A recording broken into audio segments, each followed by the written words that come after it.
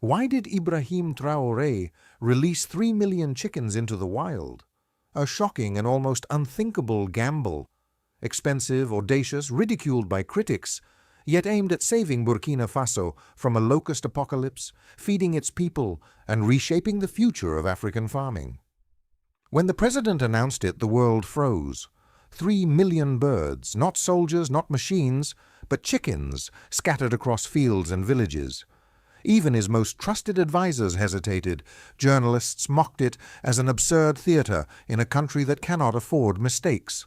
Opponents whispered that the young captain had finally gone too far, that his populist fire had tipped into madness. But Traoré did not flinch. Standing before a parliament that looked at him with disbelief, he declared firmly, "This is not chaos. This is strategy." Burkina Faso was collapsing under a hidden war. Swarms of desert locusts, armies of caterpillars, plagues that consumed entire fields of sorghum, millet and maize overnight. Farmers who had toiled for months watched their harvest vanish in hours, their children staring at empty granaries. Aid agencies promised help, but their solutions were slow, tangled in bureaucracy and chained to imported pesticides from Europe. Poison that killed insects, yes, but also killed soil, poisoned rivers and deepened dependency. Traoré understood a hard truth. Burkina Faso could not survive on borrowed chemicals. Sovereignty demanded a solution that was African, natural and scalable. His answer was not drones, not laboratories, but chickens. Chickens, the most underestimated army of nature. A single bird can devour hundreds of insects each day. Multiply that by 3 million, and you unleash a biological force unlike anything Africa had ever seen. Burkina Faso was no stranger to hardship, but the scale of the crisis in 2025 was apocalyptic. The skies darkened with living storms of locusts, their wings beating like war drums over the Sahel. Villages stood powerless as entire harvests of sorghum, millet and maize, months of sweat and prayer, were stripped bare in a single night. Farmers described it as watching fire consume fields, except this fire had wings. And as if the locusts were not enough, waves of caterpillars, beetles, and crop-eating worms marched relentlessly across the countryside. Granaries emptied, children cried from hunger, and despair spread like smoke through the villages. Each passing week, the cost of survival grew heavier. Burkina Faso was being bled, not by armies with guns, but by insects with insatiable hunger. International aid organizations took notice, but their promises came wrapped in delay. Meetings in Geneva, memos in Brussels, pledges in Washington, all moving slower than the march of caterpillars. The proposed solution? Pesticides imported from Europe, costing millions, leaving behind poisoned earth and rivers that would take generations to heal. It was a remedy that deepened dependency and chained Burkina Faso to Western suppliers. Traoré saw it clearly. Dependence on imported chemicals was not salvation, it was surrender. To fight this war, Burkina Faso needed a weapon born from its own soil, a strategy rooted in nature itself. And that is why he turned to the chicken. Not a machine, not a miracle drug, but a creature every farmer knew, underestimated, humble, yet relentless. With 3 million chickens, he envisioned an army that could devour locusts before they blackened the skies, consume caterpillars before they stripped the fields, and leave behind not poison but fertility, enriching the soil with every scratch of their claws. In Traoré's vision, the chicken was not simply livestock. It was soldier and provider, defender and nurturer, a biological weapon wrapped in feathers. Burkina Faso was at war, and Traoré had chosen an unlikely general. The chicken.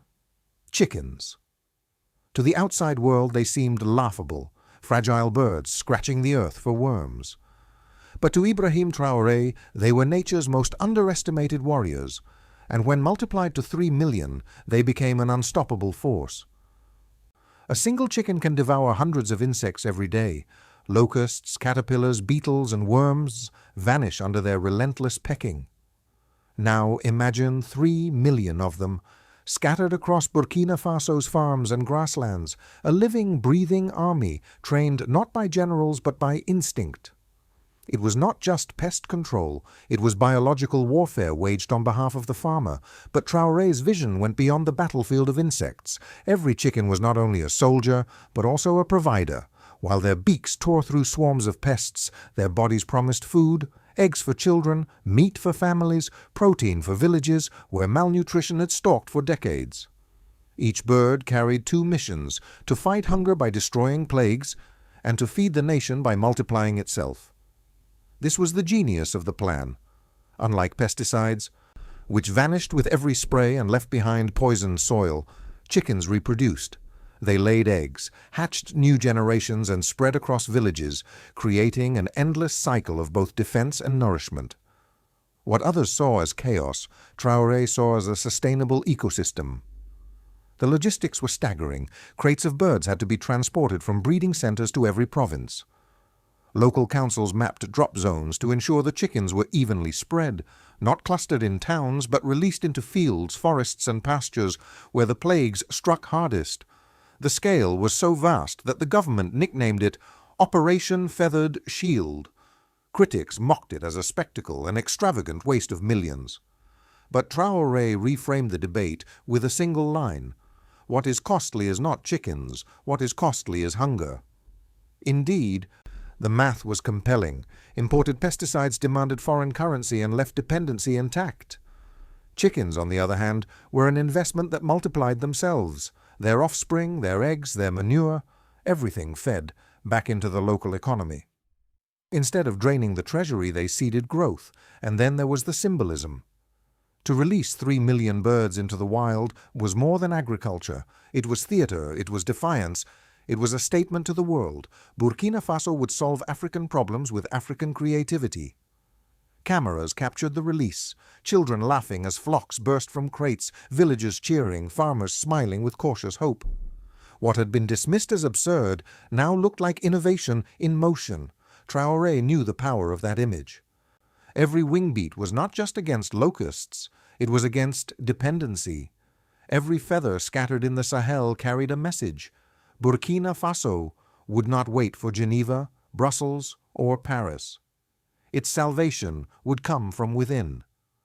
And so, 3 million chickens took flight, not as mere animals, but as a living metaphor for sovereignty, resilience, and the refusal to bow.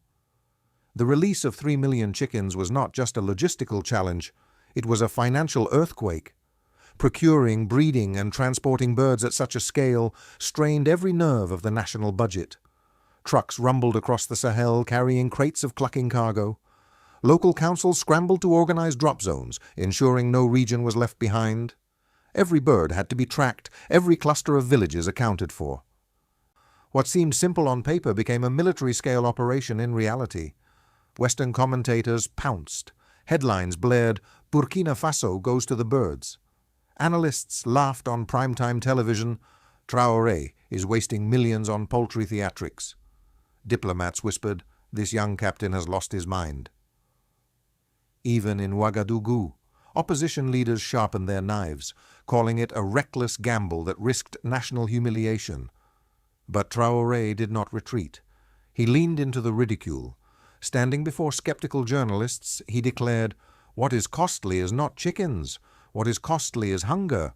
What is costly is dependence on imported poisons." His words struck like thunder. The mockery, instead of weakening him, became a weapon. International cameras that came to sneer found themselves captivated by the spectacle. Villagers gathering at dawn, children releasing birds into golden fields, elders watching with folded arms and cautious pride. The absurdity was undeniable and unforgettable. Traoré understood the optics. Policy documents gather dust, but images move hearts. Behind the showmanship lay cold political calculation. He mandated that 30% of the chickens go to women-led households, empowering rural women who had long been sidelined. He ensured that distribution was overseen by local councils, not ministries, turning the program into a story of community ownership rather than centralized control. By doing so, he preempted accusations of favoritism and planted loyalty deep into the villages. Every crate of chickens was not only pest control, it was political capital. For the farmers, they were salvation. For the women, they were empowerment. For the children, they were hope. And for the president, they were legitimacy. The opposition tried to frame the plan as wasteful, but they were drowned out by the testimonies of farmers who saw their fields survive, by mothers who placed eggs on plates for the first time in months. The more critics mocked, the more ordinary people rallied around the feathered army. And then came the turning point. Western media, still laughing, interviewed a farmer in northern Burkina Faso. He said quietly, "No one has ever fought locusts with chickens. But if they are our chickens, it is our solution." That single sentence traveled faster than any speech. Suddenly, what looked like madness began to look like sovereignty. The gamble was working, not just in the fields, but in the imagination of a nation. The ridicule was deafening. Western media called him the poultry president. Commentators smirked at conferences. Burkina Faso has no tanks, only chickens. Even some within his own party whispered that he had gone too far, that he was gambling the nation's credibility on feathers and beaks. But Ibrahim Traoré knew something they did not. Ridicule can be disarmed by owning it. When reporters pressed him on the global laughter, he leaned forward and smiled. "Yes, chickens are foolish," he said, "but sometimes the foolish win." The room fell silent. The statement spread like wildfire. What was meant to humiliate him now became a rallying cry. Students in Ouagadougou painted murals of chickens in helmets. Farmers laughed and said, "If foolish birds can save our crops, let them be foolish." The joke had been inverted. Traoré had turned mockery into momentum, but behind the humor lay steel. The president used the chicken revolution to advance deeper reforms. He tied the program to gender equity, ensuring that women-led households received priority distributions. He mandated that local councils, not ministries, oversee allocation, building trust at the grassroots. He announced subsidies for poultry feed produced from local grains, creating an economic loop where farmers supplied each other, strengthening domestic resilience. And every time the West scoffed, he responded with fire. What is costly is not birds. What is costly is begging. What is costly is waiting for aid that never arrives. These words were not just policy. They were defiance. They were sovereignty expressed in feathers and claws. Soon the very images meant to embarrass him became icons of pride. Aerial shots of chickens flooding the fields went viral across Africa. Young people from Mali to Kenya shared them on social media with captions like, "Africa fights back." The president had achieved something extraordinary. He reframed the debate from 1,000,000 chickens into 1,000,000 acts of independence. No longer was Burkina Faso the helpless victim waiting for foreign pesticides. It was the nation bold enough to laugh at itself, to risk ridicule, and to innovate on its own terms. In politics, perception is power. Traoré had turned a vulnerable moment into a weapon. The world laughed at his chickens. He made sure they would never stop talking about them. What began as a gamble inside Burkina Faso did not stay within its borders. The release of 3 million chickens sent ripples across Africa, first whispers, then delegations, then headlines. In Niger, where locust swarms had ravaged millet fields for decades, agricultural ministers quietly dispatched observers to Ouagadougou. In Mali, plagued by the same desert insects, scientists arrived to walk the fields alongside Burkinabe farmers. Even in Chad and Kenya, leaders asked, could this strange experiment work here too? What they saw stunned them. Fields once stripped to the bone now held grain standing tall. Locust swarms that once darkened the skies now broke apart under the relentless pecking of Traoré's feathered army. Test zones reported 40 to 50% reductions in pest damage compared to control areas, and all of this without a single liter of imported pesticide. For governments drowning in pesticide bills, the math was irresistible. For populations weary of dependency, the symbolism was electric. Chickens, humble, familiar, African, had humbled one of nature's most feared plagues. Traoré seized the momentum. At the African Union Agriculture Summit, he stood before presidents and ministers and declared, "For too long we have imported poisons from Europe. For too long we have poisoned our soil to feed foreign companies. Africa has its own solutions. Our chickens eat locusts better than chemicals ever could. And they feed our children while defending our crops. This is sovereignty with wings." The hall erupted. Delegates who once dismissed him as a populist suddenly applauded him as a visionary. Across the continent, young Africans began sharing memes of chickens in military helmets, captioned, "Africa fights back." International media, once mocking, began to pivot. Think tanks in Europe published reports on avian biocontrol strategies. Universities sent students to Burkina Faso to study the outcomes. What had been branded as Africa's folly was now framed as Africa's ingenuity. But beyond the applause lay geopolitics. Traore framed the chicken initiative as part of a broader multipolar order. He told leaders, "The West brings chemicals, China brings machines, but Africa brings life."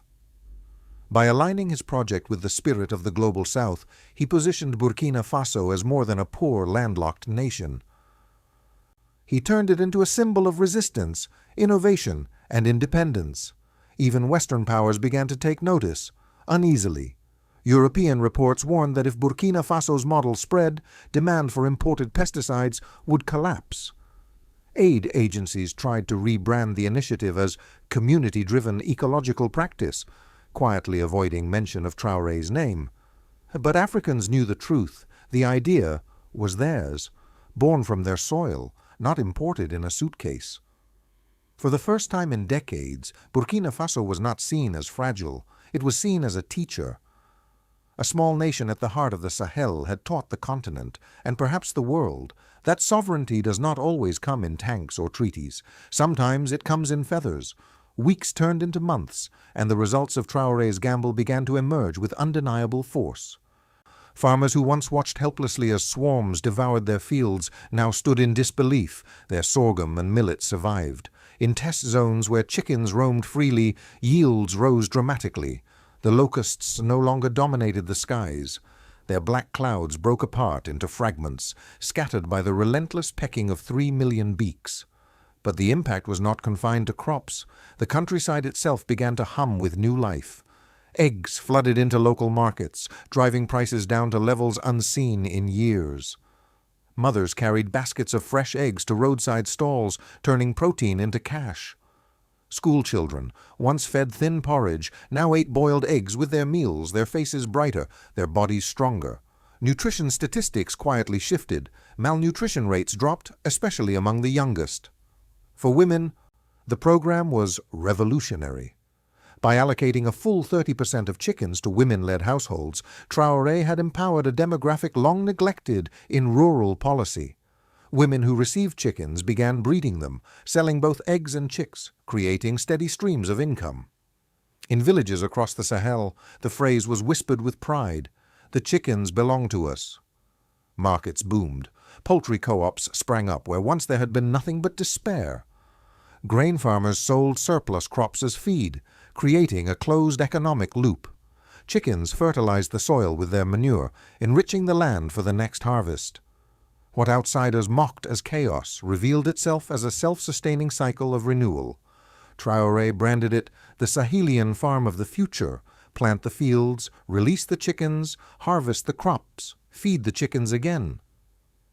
A cycle not of dependency, but of resilience. A cycle that belonged to Africa, designed in Africa, scaled for Africa. And the images were unforgettable. Villagers releasing birds into the fields at dawn, golden light catching the flutter of wings. Women carrying crates with determination, children laughing as chickens scattered like an army across the horizon. It was both theater and transformation, a spectacle that doubled as survival. The opposition grew silent. Every testimony from the villages drowned out their arguments. Every egg sold in the market was a rebuke to those who called it wasteful. The gamble was no longer theory. It was food, life, dignity. Burkina Faso had not just released chickens, it had released hope. By the time the feathers had settled and the laughter had faded, it became clear. The 3 million chickens were never just about locusts. They were about sovereignty. They were about showing that even a landlocked nation, mocked for its poverty, could rise with creativity and courage. Traore understood politics as theater, and he had staged a spectacle the world could not ignore. Every image of chickens scattering into the fields carried a message sharper than any speech. We will not be saved by chemicals from Paris or aid from Washington. We will be saved by our own hands, by our own birds, by our own soil. The chickens became living metaphors. For farmers, they were shields of survival. For women, they were keys to independence. For children, they were nourishment and laughter. For the nation, they were a reminder that Burkina Faso was not a victim but a fighter, a country daring to gamble with destiny.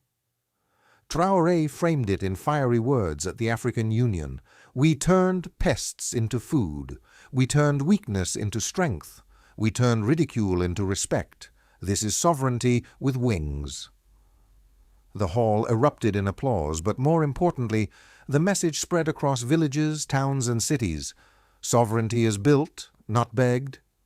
In murals across Ouagadougou, artists painted chickens standing tall like soldiers, wings outstretched against locust swarms.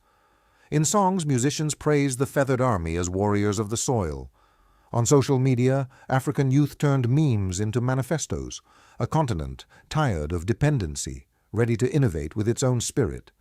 Critics who once mocked now found themselves cornered. Opposition parties could not attack the program without alienating farmers whose lives had improved. Western think tanks rebranded their reports, calling the initiative Community Ecological Resilience, carefully erasing the name Traoré, yet unable to erase the truth. The idea was African, born in Burkina Faso. And perhaps the greatest victory was psychological. For decades, Burkina Faso had been portrayed as fragile, dependent, a country begging for solutions. But with 3 million chickens, Traoré shattered that narrative. He proved that boldness, even wrapped in feathers, could redefine a nation's destiny. In the end, the chickens were not just animals. They were ambassadors, they were soldiers, they were symbols. They carried a story that would outlive speeches and policies. A story that said, sovereignty is not given, it is created. And as dawn broke over the Sahel, with fields alive and markets full, the laughter of the world had been replaced by something else. Respect. 3 million chickens. To some it was madness, to others it was genius. But to the people of Burkina Faso it was survival and sovereignty. Traoré had proven that even the smallest creatures, when multiplied by courage, could change the destiny of a nation. Now the question is no longer about Burkina Faso alone. The question is for all of us. How many times will Africa wait for permission to solve its own problems? How many more decades will we swallow imported poisons when life itself can be our answer? The chickens of Burkina Faso are not just pecking at insects. They are pecking at dependency. They are scratching at the old order. They are crowing at dawn with a message. Sovereignty is not given. It is built. So I ask you, the viewer, will you laugh like the West laughed, or will you look deeper? Will you dismiss, or will you recognize the courage of a nation that dared to gamble everything on its own idea? Because this story is not about feathers or eggs. It is about freedom. It is about proving that Africa can stand, not as a follower, but as a leader of its own future. And if 3 million chickens can carry that message, what could 300 million Africans do if they believed in their own wings? If this vision inspires you, don't just watch. Share it. Discuss it. Let the world know. Africa fights back.